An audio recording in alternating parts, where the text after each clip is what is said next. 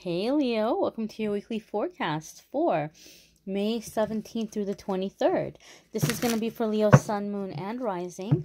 We are coming into a super moon eclipse, lunar eclipse, happening on the 26th, which is next week, the week after this video period. However, we may feel those energies already starting to creep up. There's a lot of shifting that's happening right now planetarily, and we're coming into that dawn of awakening, my darlings. We're going to see how all these big energies are affecting Leo, Sun, Moon, and Rising. And we're going to go from there. Alrighty, my dear. So, your first card here is the Ten of Cups. That's a happy start to a reading, is it not? Ten of Cups. Now, I know many people are used to watching tarot readings when it comes to love and romance, okay? And so people see Ten of Cups and they immediately think, oh, marriage, babies, you know, having a family, and that can absolutely be the case. That is absolutely one of the meanings of the cards, and some of you might be in the energy where this is what you're manifesting very specifically. However, if you're new to this channel, every week I do weekly forecasts where I try to focus on everything other than love. Once a month, I do a love video, and that's linked in the description. So in this reading, we're going to look at the cards outside of love and romance, because the cards have many layers to them. They're not only about romantic situations. So, Ten of Cups outside of a romantic situation is just going to indicate a time of inner peace, satisfaction, abundance in all areas of your life. Okay, your personal relationships, your love life, your career, your hobbies, your interests, your spiritual connection, you know, your family or your friends who are like a family in some cases, friendships, your home environment. Everything feels very satisfied. Everything feels very full.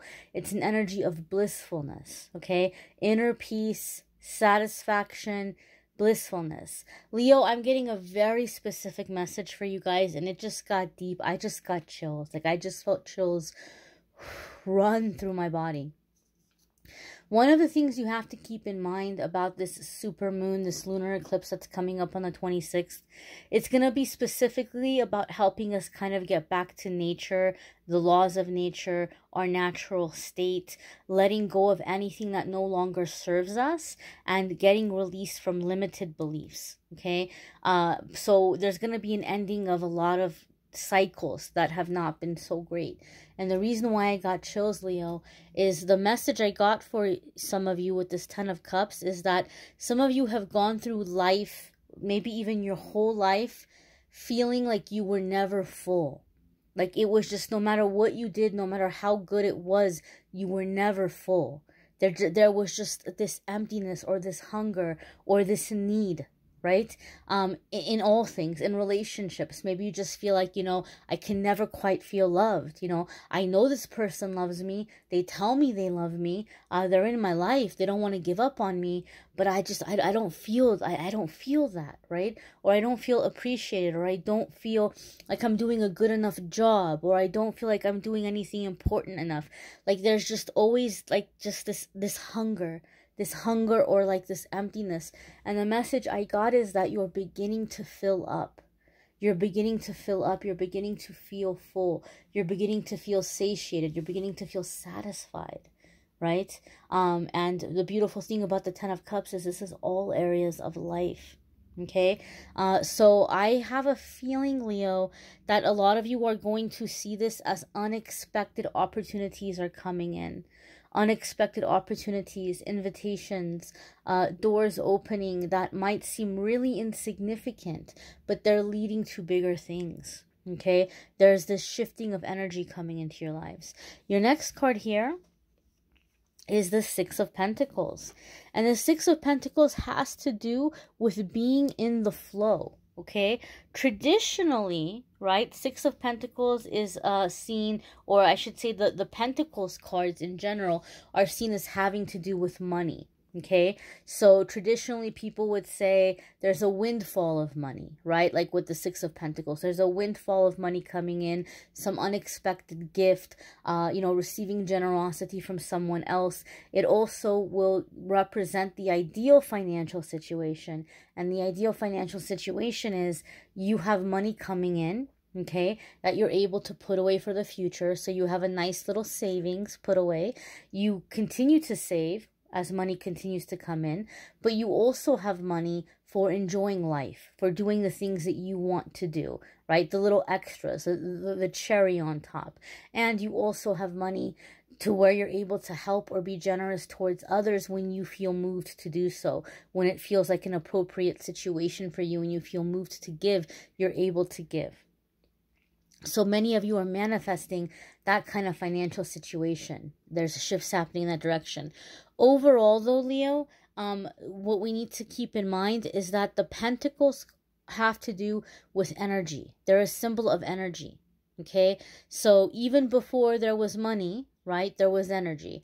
And we took money as a way to represent energy. You go to work, you give your boss 40 hours of your time, your boss gives you a money value that represents those 40 hours, right? Every hour that you worked has a specific, dollar amount attached to it.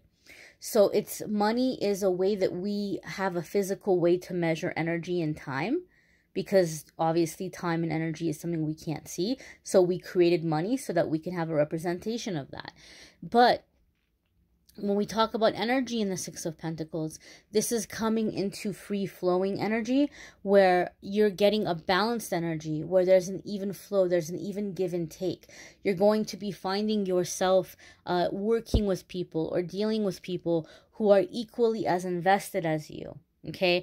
One of the things about Leo, I know Leo and Scorpio are said to be very opposite, okay? But one of the things that I've always admired about Leo as a Scorpio is Leos tend to be very wholehearted when it comes to something that they choose to commit to, right? Like when your heart is in something, you're all in, right? So you're going to try to be the best at what you're doing, but you're not doing it from a place of ego. You're doing it from a place of wanting to give something good, wanting to satisfy, taking pride in your work or doing something whole-souled, doing something wholeheartedly.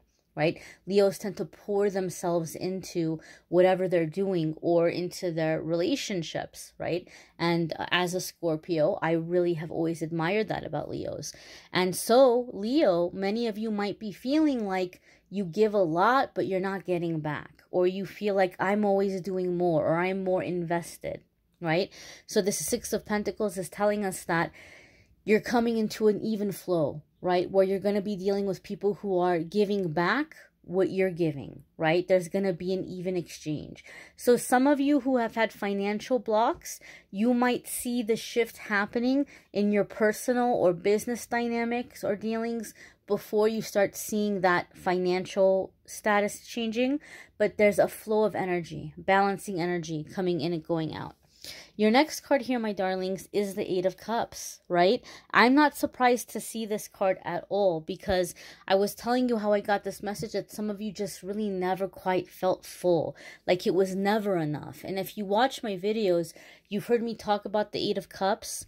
Eight of Cups traditionally is going to be a card where we go seeking fulfillment, seeking purpose, seeking something more meaningful. And one of the things I've said in the videos on YouTube in the past is I've noticed something about Eight of Cups.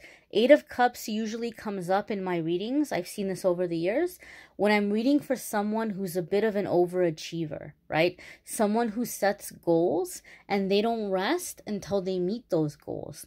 But the problem is that the success, the joy, is always very short-lived because it's like, well, I'm happy I accomplished that, but it didn't bring me what I thought it was going to bring me. So maybe I focused on the wrong thing. Maybe this isn't my path. Maybe this isn't what I was supposed to do. Maybe I'm going to be happier when I do this other thing instead. So happiness and success always becomes something in the future, right? I'll be happy when I get my bachelor's degree, right? And when that happens and you're not that happy, okay, well, I'll be happier when I get this certain level in my career, or I land this particular kind of job, or I start this business, right? And when that happens and that's successful, but something is still missing. So you think, oh, well, maybe I need to get my master's. You go back to do that. Okay, well, no, that wasn't it. Maybe I need to find the right romantic partner. Okay, well, that's not it. Maybe I'll be happier once we're married. Maybe I'll be happier once we have kids. Oh, oops, maybe this isn't the right person for me. Maybe I'm with the wrong soulmate. Like, it always becomes the next thing and the next thing and the next thing, right? And so 8 of Cups kind of comes up to tell us, look, honey, relax, rest, right? You don't need more goals right now. Right now, in the present moment, you need more spiritual connection.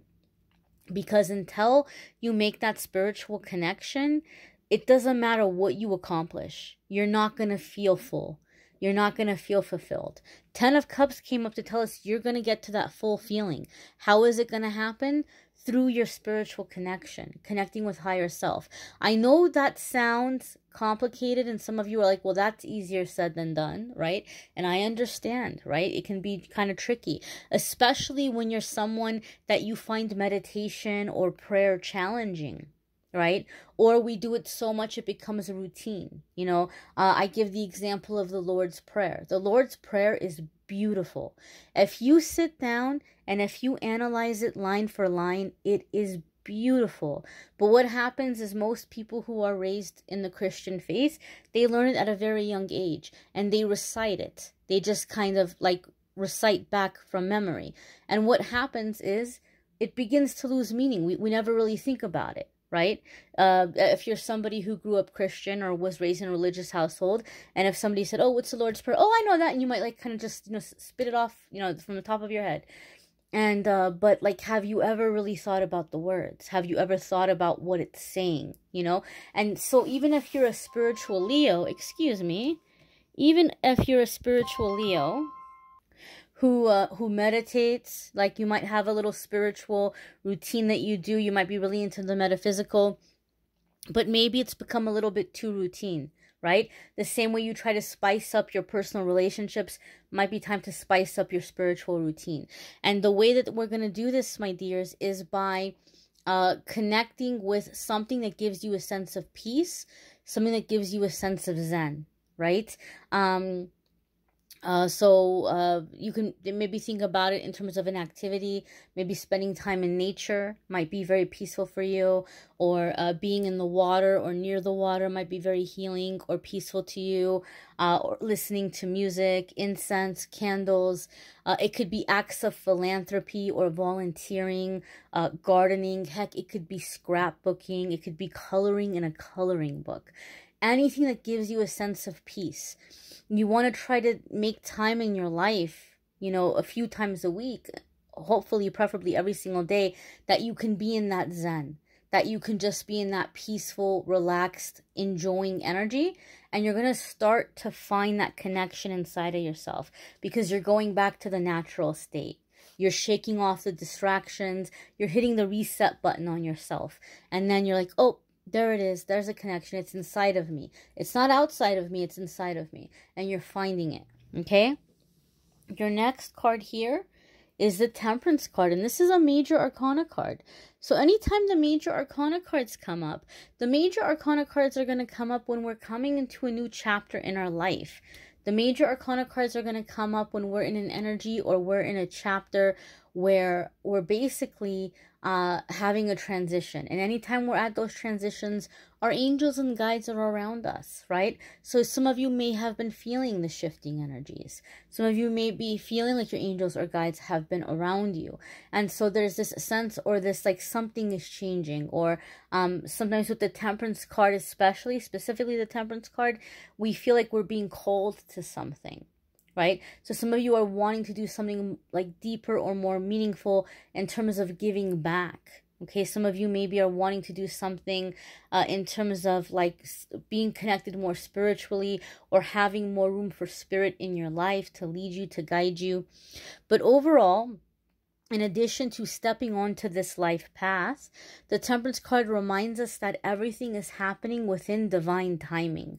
And I think some of you Leos, and this goes back to the whole-souled, wholehearted thing, right? Which I admire about Leos, but I can tell you that I can relate, as a Scorpio can sometimes be a double-edged sword, is you might go all in, and you might go into like where you're almost obsessing about wanting to do it right and wanting to do it perfect and wanting to do it quickly.